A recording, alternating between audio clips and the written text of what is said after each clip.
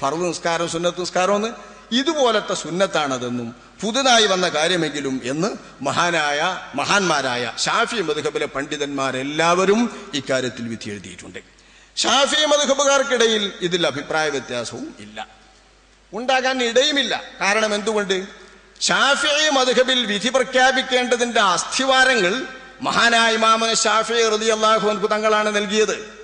ആ തത്വങ്ങൾക്കനുസരിച്ചാണ് ഷാഫി മദ്ഹബുകാർ ദീനിനെ സമീപിക്കുക, വിഷയങ്ങളെ സമീപിക്കുക, ദീനിന്റെ ഹുക്കുമുകൾ പ്രഖ്യാപിക്കുക. മഹാനായ ഇമാമുന ഷാഫി തങ്ങൾ തന്നെ വ്യക്തമാക്കിയിട്ടുള്ളതാണ് സുന്നത്ത് ബിദ്അത്തുമായി ബന്ധപ്പെട്ടുള്ള സമീപന രീതി. പുതുതായി ബന്ധപ്പെട്ടുണ്ടാകുന്ന കാര്യങ്ങളിൽ മദ്ഹബ് സംബന്ധമായി എങ്ങനെ വിധി കൽപ്പിക്കണമെന്നും ഇസ്ലാമിന്റെ പേരിൽ എങ്ങനെ, ദീനിന്റെ പേരിൽ എങ്ങനെ വിധി കൽപ്പിക്കണമെന്നും മഹാനായ ഇമാമുന ഷാഫി വ്യക്തമായി പ്രസ്താവിച്ചിട്ടുള്ള, നേരായ വഴിക്ക് മാർഗദർശനം നൽകിയിട്ടുള്ള ഒരു കാര്യമായതുകൊണ്ട് ഷാഫി മദ്ഹബുകാർക്ക് ഇതിൽ ഭിന്നിക്കാൻ വകുപ്പില്ല, ന്യായവുമില്ല. കാരണം നബിയുടെ കാലത്തില്ലാത്തതാണെങ്കിൽ നമുക്ക് ഉണ്ടാക്കാനേ പാടില്ല എന്ന് ഒരു വഴി ഇമാം ഷാഫി റളിയല്ലാഹു അൻഹു തുടക്കത്തിലേ അടച്ചു. അദ്ദേഹം ബിദ്അത്ത്, മോശപ്പെട്ട ബിദ്അത്ത് എന്നും ബിദ്അത്ത് എന്ന പേരിൽ നമ്മൾ മോശത്തിൽ ഉപയോഗിക്കുന്നതുമെല്ലാം മാ ഉഹദിസ വഖാലഫ കിതാബൻ ഔ സുന്നതൻ ഔ ഇജ്മാഅൻ ഔ അസറൻ, ഇസ്ലാമിക പ്രമാണങ്ങൾക്ക് നിരക്കാത്തത് ഏതാണോ, പുതുതായി നിർമ്മിക്കപ്പെട്ടത് മുഴുവൻ ബിദ്അത്തല്ല, പുതുതായി നിർമ്മിക്കപ്പെട്ടിട്ടുള്ളത് മുഴുവൻ ആക്ഷേപാർഹമായ ബിദ്അത്തല്ല.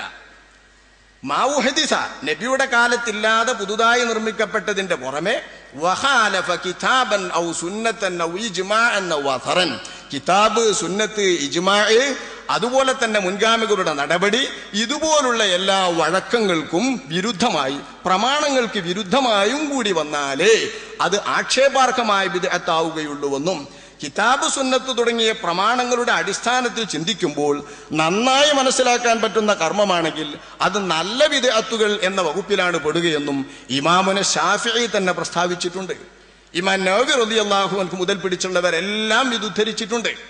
മഹാനായ ഇമാം ഷാഫിഈ തന്നെ പ്രഖ്യാപിച്ച ആ വഴിയിലൂടെ നീങ്ങുന്നവർക്ക് നമ്മുടെ മദ്ഹബിൽ സംബന്ധിച്ചിടത്തോളം പുതുതായി ഉണ്ടായത് എന്ന് കേൾക്കുമ്പോഴേക്ക് ബേജാറാകാൻ പറ്റില്ല. ഇന്ന് സാധാരണ പല വിഷയങ്ങളെ കുറിച്ചും കേൾക്കുന്നത് നബിന്റെ കാലത്തുണ്ടോ, സിദ്ദീഖ് എന്നവരുടെ കാലത്തുണ്ടോ, സ്വഹാബത്തിന്റെ കാലത്തുണ്ടോ, ഈ ചോദ്യം തന്നെ ഷാഫി മദ്ഹബിന്റെ വീക്ഷണത്തിൽ പുച്ഛമർഹിക്കുന്ന ചോദ്യമാണ്.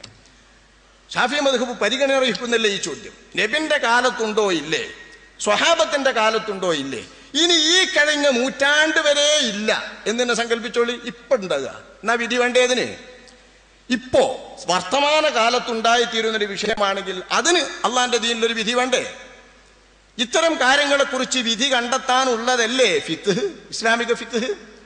നമുക്ക് കണ്ടെത്താൻ കഴിയാത്തത് കൊണ്ട് നമ്മൾ കണ്ടെത്താൻ കഴിയുന്ന ആളുകളുടെ കിതാബ് പരതിയിട്ട് കണ്ടെത്താൻ പറ്റുന്ന മാർഗത്തിൽ പറ്റുന്ന വിധം ക്രോഡീകരിച്ച് വിശദമായി വിവരിച്ചിട്ടുണ്ട് നമ്മുടെ ഫിഖ്.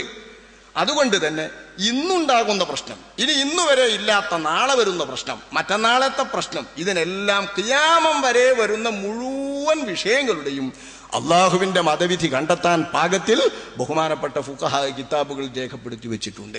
ഇതുകൊണ്ട് തന്നെ ഷാഫി മദ്ഹബിന്റെ വീക്ഷണത്തിൽ ഇത് പുണ്യകർമ്മമെന്നല്ലാത്ത ഒരു ഫത്വ ഒരു ഷാഫി പണ്ഡിതനിൽ നിന്നും വന്നിട്ടില്ല, ഷാഫി മദ്ഹബുമായി ബന്ധപ്പെട്ട് വന്നിട്ടില്ല. ഇത് വസ്തുത മനസ്സിലാക്കേണ്ടതാണ്. പിന്നെ ചിലർ ഇതിനെതിരെ അറബി കിതാബിൽ കാണുന്നിടത്ത് ചിലതൊക്കെ കിട്ടും. പണ്ഡിതന്മാരായിട്ടുള്ളവർ തന്നെ മുൻനൂറ്റാണ്ടുകളിൽ എതിർത്തവരുണ്ട്. അവരുടെ കാലത്ത് അവരുടെ നാട്ടിൽ നടപ്പുള്ള പ്രാദേശികമായ ചില സംഗതികളായിരിക്കാം അവരതിന് പ്രേരിപ്പിക്കുന്നത്.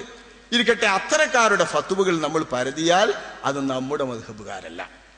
മാലിക്കി മദ്ഹബുകാർ, ഹംബലി മദ്ഹബുകാർ, ഈ രണ്ട് മദ്ഹബുകാരിലെ ചില പണ്ഡിതന്മാർ നമ്മുടെ ആചാര രീതിയിലുള്ള മൗലിദിന്റെ ആചാരത്തെ പുതുതെന്ന പേരിൽ തന്നെ, നബിയും സ്വഹാബത്തും പഠിപ്പിച്ചില്ല, അവരുടെ കാലത്ത് നടന്നില്ല എന്ന പേരിൽ തന്നെ അത് ബിദ്അത്ത് എന്ന് ചിത്രീകരിക്കുകയും ബിദ്അത്തായതുകൊണ്ട് തന്നെ കറാഹത്തോ ഹറാമോ രണ്ടാലൊന്നാകണം എന്ന് വിധി എഴുതുകയും ചെയ്തിട്ടുണ്ട്. ഇത് അവരുടെ മദ്ഹബിന്റെ വീക്ഷണമാണ്. വിഷയങ്ങളെ സമീപിക്കുമ്പോൾ സമീപിക്കാൻ പറ്റുന്ന തരത്തിലുള്ള തത്വങ്ങൾ വ്യക്തമായി ഇല്ലാത്ത മദ്ഹബുകളാകുമ്പോൾ മുന്നിൽ ശരിയായിട്ടുള്ള നിയമങ്ങൾ കണ്ടെത്തുവാൻ പറ്റുന്ന മാർഗങ്ങൾ ഇമാമുകളുടെയോ ശേഷമുള്ള മദ്ഹബിനെ സമ്പുഷ്ടമാക്കുന്ന മഹാന്മാരുടെയോ വാക്കുകളിൽ ഏതെങ്കിലും മദ്ഹബിൽ ഇല്ലാതെ വരുമ്പോൾ അത്തരം മദ്ഹബിലെ പിൻഗാമികളായ ആളുകൾ തോന്നിയതുപോലെ പറയാൻ ഇടവരുന്നത് ഷാഫി മദ്ഹബിന്റെ കുറ്റമല്ല. ഷാഫി മദ്ഹബിനെ സംബന്ധിച്ചിടത്തോളം ഇമാമുന ഷാഫി റളിയല്ലാഹു അൻഹു മുതൽ പിടിച്ച് ഇന്ന് വരെ കഴിഞ്ഞു പോയിട്ടുള്ള മദ്ഹബിന്റെ അടിസ്ഥാനത്തിൽ ഫത്വ, കാലാകാലങ്ങളിൽ യോജിച്ച രീതിയിലുള്ള ഫത്വ, ആ ഫത്വ നൽകുന്നവർക്ക് ശരിക്കും വ്യക്തമായി വിഷയങ്ങളെ സമീപിച്ച് ഫത്വ നൽകുവാൻ വേണ്ട മാർഗദർശനം അവർക്ക് ലഭിച്ചിട്ടുണ്ട്. അവർക്കതിൻ്റെ പ്രമാണങ്ങളുമുണ്ട്. ഇതുകൊണ്ട് ഷാഫി മദ്ഹബിൽ ഈ വിഷയത്തിൽ അഭിപ്രായ വ്യത്യാസമേ ഇല്ല. ഹംബലി മാലിക്കി മദ്ഹബിൽ ചിലർ അങ്ങനെ പറഞ്ഞിട്ടുണ്ട്. ഇത് തിന്നാവുകൾ ഉണ്ടാക്കിയതാണ്, ഒരു പണിയില്ലാത്ത തോന്നിയാസികൾ ഉണ്ടാക്കിയതാണ്, മോശപ്പെട്ടവരുണ്ടാക്കിയതാണ് എന്നൊക്കെ ചിലർ പറഞ്ഞു കളഞ്ഞിട്ടുണ്ട്. ഭാഗ്യവശാൽ അവരാരും ഷാഫി മദ്ഹബുകാരല്ല. പറഞ്ഞു എന്ന് കരുതിയിട്ട് അത് ആരും കൊണ്ടാടിയിട്ടില്ല. അങ്ങനെ പറഞ്ഞ ആളുകളെ അക്ഷരം പ്രതി ഖണ്ഡിച്ചിട്ടുമുണ്ട് നമ്മുടെ ഇമാമുകൾ. ആരെയൊക്കെ ഇവർ ഉദ്ധരിച്ചുകൊണ്ട് ഏതെങ്കിലും ഇമാമിന്റെ പേരിൽ ഇത്തരം ഫത്വകൾ ഉന്നയിക്കുന്നുണ്ടോ അവരെ വസ്തുനിഷ്ഠമായി അവരുന്നയിച്ച എല്ലാ ആരോപണങ്ങൾക്കും അക്കമിട്ട് മറുപടി പറഞ്ഞുകൊണ്ട് നമ്മുടെ മദ്ഹബിന്റെ ഇമാമുകൾ അവരെ ഖണ്ഡിച്ചിട്ടുണ്ട്. ഇപ്പൊ ഷാഫി മദ്ഹബുകാരെ സംബന്ധിച്ചിടത്തോളം മൗലിദിന്റെ വിധി ഇന്ന് കാണുന്ന രീതിയിലുള്ള ഇസ്ലാം ഹറാമാക്കിയതോ കറാഹത്താക്കിയതോ ആയ കാര്യങ്ങൾ ഇല്ലാത്ത രീതിയിലാണെങ്കിൽ അത്തരം മൗലിദുകൾ പ്രതിഫലാർഹവും പുണ്യമാർന്നതുമാണ്, ആഖിറത്തിൽ പുണ്യം കിട്ടുന്നതുമാകുന്നു എന്ന കാര്യത്തിൽ അഭിപ്രായ വ്യത്യാസമേ ഇല്ല. പക്ഷെ മൗലിദിന്റെ പേരിൽ ഹറാമ് ഹലാലാക്കിയിട്ടില്ല, കറാഹത്ത് കറാഹത്തല്ലാതെയും ആക്കിയിട്ടില്ല. ഹറാമ് ഹറാമുമാണ്, കറാഹത്ത് കറാഹത്തുമാണ്. മൗലിദ് എന്ന പേരിലുള്ള ആ കർമ്മവും ആചാരവും അതിന്റെ പേരിൽ ഉണ്ടാക്കപ്പെടുന്ന കാര്യങ്ങളും. അപ്പൊ നമ്മളൊരു കല്യാണം ഉണ്ടാക്കിയ ഒരുപടി അനാചാരം അവിടെ ഉണ്ടാവും, ഒരുപടി അനാചാരം.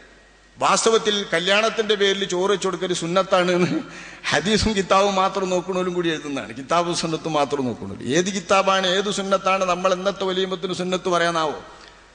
ഇപ്പൊ ഷബാബിലൊരു ചോദ്യം ഉണ്ടായിരുന്നു. ഇന്നത്തെ വലീമത്തിൽ ആരാ കൊടുക്കുന്നത്? ഭർത്താവ് കൊടുക്കുകയാണെങ്കിൽ സുന്നത്തുണ്ട്, ഭർത്താവും ഭാര്യയും കൊടുക്കണേനും സുന്നത്തുണ്ട്. ഈ ഭാര്യന്റെ ബാപ്പ ഒലീമത്ത് കഴിക്കണേന് വല്ല തെളിവുണ്ടോ എന്ന് ചോദ്യം. ഈ ചോദ്യം തന്നെയാണ്, വിഷയം ചോദിക്കണ്ടേ.